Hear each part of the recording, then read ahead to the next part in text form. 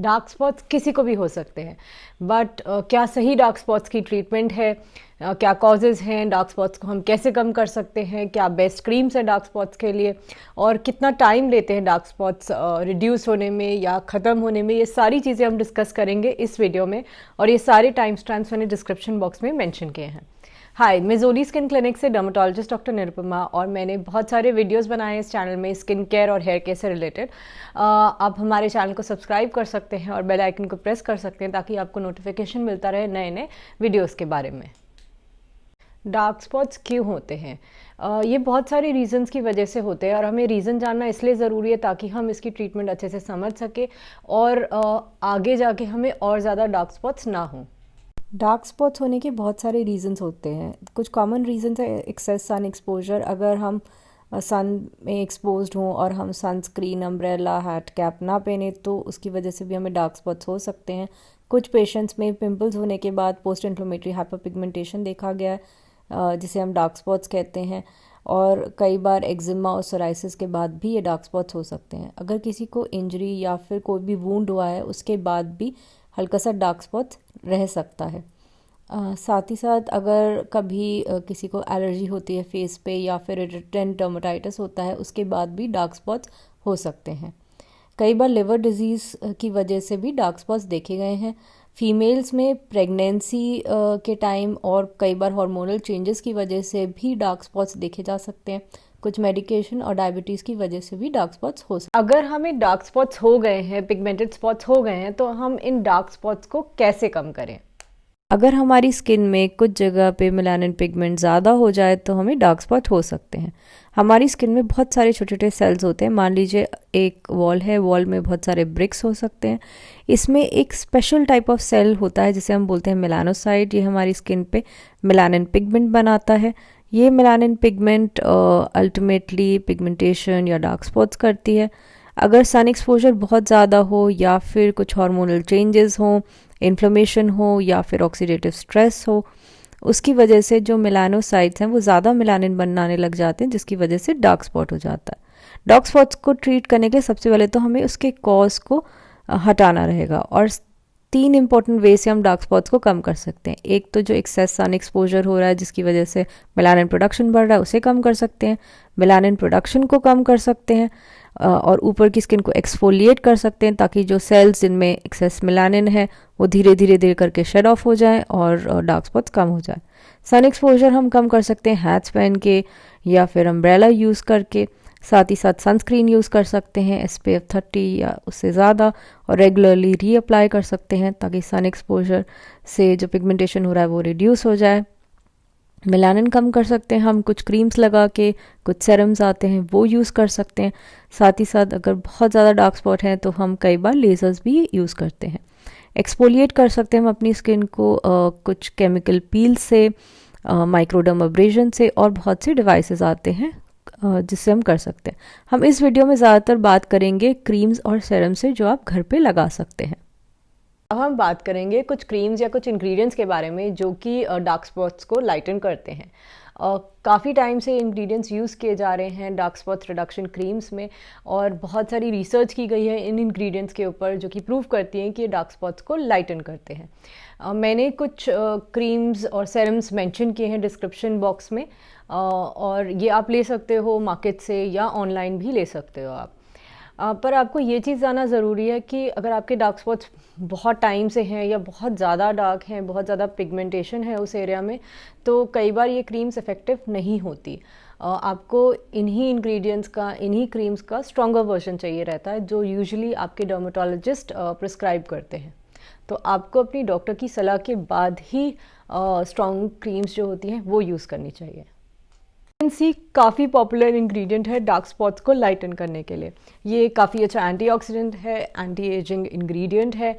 ये dark spots को, pigmentation को लाइटन करता है। मेरे कुछ फेवरेट विटामिन सी सेरम्स और क्रीम्स हैं सेस्डर्मा, सीविट, फ्लैवो सी, VCX। मैंने इनके लिंक डिस्क्रिप्शन बॉक्स में मेंशन किए हैं। पर आपको कंसिस्टेंटली ये सेरम्स, क्रीम्स कुछ समय तक लगाना रहता है, कुछ हफ्तों तक, कुछ महीनों तक इनका रिजल्ट देखने के लिए। कोजिक एसिड डाइपामेटेट भी काफ़ी पॉपुलर इंग्रेडिएंट है। ये 1 to 2% कॉन्सेंट्रेशन में काफ़ी सेफ़ माना जाता है। अगर हम इसकी हायर कॉन्सेंट्रेशन को बाकी एक्टिव इंग्रेडिएंट्स के साथ कंबाइन करके देते हैं तो ये और ज़्यादा इफ़ेक्टिव होता है। पर आपको ध्यान देना ज़रूरी है कि कभी भी आपको इसको रेड अगर आपको डार्क स्पॉट हो या इन्फ्लेम स्किन हो उस पर नहीं लगाना चाहिए, क्योंकि वो स्किन को इरिटेट कर सकता है। मैंने कुछ अपनी फेवरेट कोजिक एसिड बेस्ड जो क्रीम्स हैं डिस्क्रिप्शन बॉक्स में मेंशन की। आर्बिटिन एक naturally occurring plant derive compound है जो कि मेलानिन को रिड्यूस करता है। जो मेलानिन पिगमेंट होती है उसके प्रोडक्शन को रिड्यूस करता है, जिससे कि डार्क स्पॉट्स लाइटन होते हैं। ये भी ऑल ओवर द वर्ल्ड काफ़ी ज़्यादा पॉपुलर स्किन लाइटनिंग इंग्रेडिएंट है। हाइड्रोक्विनोन भी काफ़ी पॉपुलर इंग्रेडिएंट है जो काफ़ी सारे लोग यूज़ कर रहे होते हैं, यूज़ कर चुके होते हैं या करना चाह रहे होते हैं।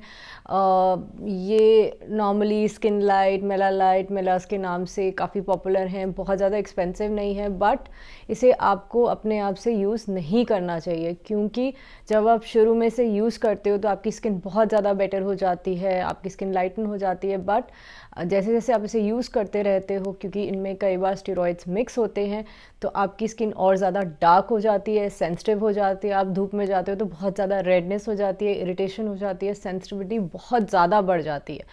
कई बार अगर आपके डॉक्टर्स ऐसी क्रीम प्रिस्क्राइब करते भी हैं तो आपको उनके साथ रेगुलरली फॉलोअप करना चाहिए। अपने आप से इसे यूज़ नहीं करना चाहिए।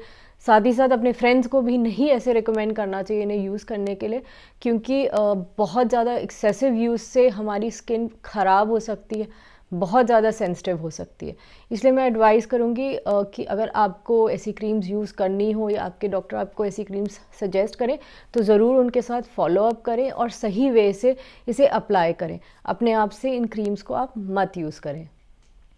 अल्फ़ा हाइड्रोक्सी एसिड जैसे कि ग्लाइकोलिक एसिड, ये शुगर केन से बनता है। ये हमारे डार्क स्पॉट्स को लाइटन करता है, स्किन की टोन को इवन आउट करता है, अच्छे से स्किन को एक्सफोलिएट करता है, ताकि धीरे धीरे करके जो अपर सेल्स हैं वो धीरे धीरे करके शेड ऑफ हो, ताकि हमारी स्किन की टोन और स्किन की क्वालिटी और ज़्यादा बेटर हो। यूजुअली हम 10% से कम कॉन्सेंट्रेशन यूज़ करते हैं क्रीम्स में, और अगर हमें हायर कॉन्सेंट्रेशन यूजुअली यूज़ करनी रहती हैं तो ये पील्स के फॉर्म में भी आती हैं, जो आप अपने डर्मेटोलॉजिस्ट के क्लिनिक पे करा सकते हो, जिससे कि आपके जो डार्क स्पॉट्स हैं और ज़्यादा जल्दी लाइटन हो। मैंने कुछ glycolic acid based products description box में मेंशन किए हैं। एजिलिक एसिड भी काफ़ी पॉपुलर कंपाउंड है जो कि नेचुरली अकरिंग है, और स्पेशली एक्ने और एक्ने स्पॉट्स के पेशेंट्स के लिए बहुत ज़्यादा अच्छा रहता है। ये बेसिकली पोर्स को क्लियर रखता है, इन्फ्लेमेशन को रिड्यूस करता है, बैक्टीरिया को रिड्यूस करता है, डार्क स्पॉट्स को लाइटन करता है। ये अराउंड 10 to 20% कॉन्सेंट्रेशन में यूजली अवेलेबल होता है, बट अगर आप हायर कॉन्सेंट्रेशन यूज़ करते हो तो आपके स्किन में रेडनेस, इन्फ्लेमेशन, टिंगलिंग, इरिटेशन या फिर पीलिंग बहुत ज़्यादा बढ़ सकती है। तो आपको ये डॉक्टर की सलाह के बाद ही यूज़ करना चाहिए। रेटिनॉइड्स भी काफ़ी हद तक जो पिगमेंटेड स्पॉट्स हैं उसे लाइटन करने में हेल्प करते हैं। ये एक्ने के लिए काफ़ी ज़्यादा यूज़फुल होते हैं, और क्योंकि ये सेल्स के टर्नओवर को बढ़ाते हैं तो सेल्स जल्दी शेड ऑफ करते हैं, और एक्ने और स्पॉट्स दोनों में इम्प्रूवमेंट हम देख सकते हैं। मैंने एक वीडियो बनाया था रेटिनॉइड्स, स्पेशली रेटिनॉल सेरम्स के ऊपर। मैंने उसका लिंक यहाँ मेंशन किया है, आप उसे देख सकते हैं। नियासिनामाइड भी काफ़ी अच्छा इंग्रेडिएंट है जो मुझे बहुत पसंद है। ये यूजुअली 2% कॉन्सेंट्रेशन में यूज़ किया जाता है। ये मेलानोजेनेसिस यानी कि जो मेलानिन प्रोड्यूस होता है, जो पिगमेंट बनती है, उसके होल प्रोसेस, जो पूरा प्रोसेस होता है उसे इनहिबिट करता है, जिससे कि मेलानिन रिड्यूस होता है, जो डार्क स्पॉट्स होते हैं वो रिड्यूस होते हैं। कुछ कॉम्बिनेशन क्रीम्स भी आती हैं जिनमें बहुत सारे इंग्रेडिएंट्स एक साथ मिक्स होते हैं, जैसे कि kojic acid, arbutin, tetrahydrocurcumin, mulberry extract, liquorice extract. ये सारी क्रीम्स जो होती हैं ये थोड़ी ज़्यादा इफेक्टिव होती हैं डार्क स्पॉट्स को कम करने के लिए, और हर टाइप के डार्क स्पॉट्स पे काम करती हैं। ये भी आपको अपने डॉक्टर की सलाह के बाद ही यूज़ करना चाहिए, ताकि आपकी स्किन में कोई इरिटेशन ना हो। मैंने इनके कुछ नेम्स और कुछ लिंक्स डिस्क्रिप्शन बॉक्स में मैंशन किए हैं। जो सबसे ज़्यादा ज़रूरी क्रीम्स होती हैं, जो सबसे ज़्यादा इफ़ेक्टिव क्रीम्स होती हैं, जो कि डार्क स्पॉट्स को रिड्यूस करती हैं, हमारी स्किन को बेटर बनाती हैं, हमारी स्किन को टोन को बेटर बनाती हैं, वो होती हैं सनस्क्रीन्स। और काफ़ी बार हम इसे यूज़ नहीं कर रहे होते, हम सिर्फ स्पॉट रिडक्शन क्रीम्स यूज़ कर रहे होते हैं। सनस्क्रीन यूज़ करना बहुत ज़्यादा ज़रूरी है और इसे विंटर्स में, समर्स में, मानसून में हर टाइम यूज़ करना चाहिए।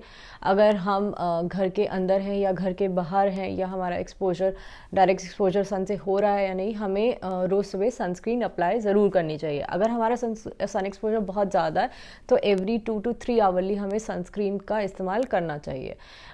ये जैसे कि मैंने आपको समझाया था कि एक्सेस सन एक्सपोजर की वजह से भी हमें डार्क स्पॉट्स होते हैं, हमें पिगमेंटेड स्पॉट्स होते हैं, पिगमेंटेशन होता है, अनइवन स्किन टोन होता है।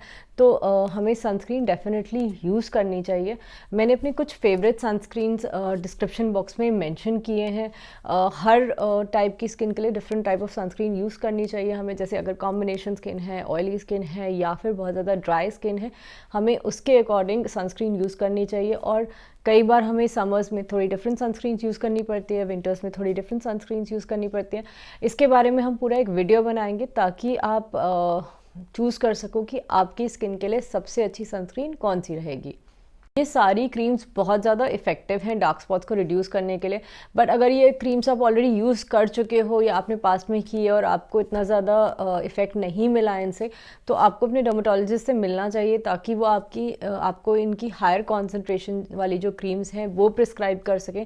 अगर आपके पास एक से ज़्यादा क्रीम्स हैं, 2-3 एक्टिव इंग्रेडिएंट्स की क्रीम है, तो सबसे आसान ये चीज़ रहेगी कि आप एक एक्टिव इंग्रेडिएंट मॉर्निंग में लगा सकते हो, एक एक्टिव इंग्रेडिएंट नाइट में लगा सकते हो, ताकि आपको दोनों का बेनिफिट मिल सके और अगर आपकी स्किन में ज़्यादा इरिटेशन या इन्फ्लेमेशन ना बढ़े। और भी बहुत सारे इंग्रेडिएंट्स आते हैं जैसे salicylic acid, mulberry extract, liquorice extract. इनके बारे में मैंने डिटेल में मेंशन नहीं किया है, बट ये भी काफ़ी अच्छे इंग्रेडिएंट्स हैं स्किन को लाइटन करने के लिए, जो डार्क स्पॉट्स हैं उनको लाइटन करने के। तो कितना टाइम लगता है डार्क स्पॉट्स को जाने में? सबसे अच्छी बात यह है डार्क स्पॉट्स की कि यूजुअली टाइम के साथ ये धीरे धीरे फेड हो जाते हैं। बट कई बार इन्हें जाने में 2 महीने लगते हैं, कई बार 2 साल भी लग सकते हैं।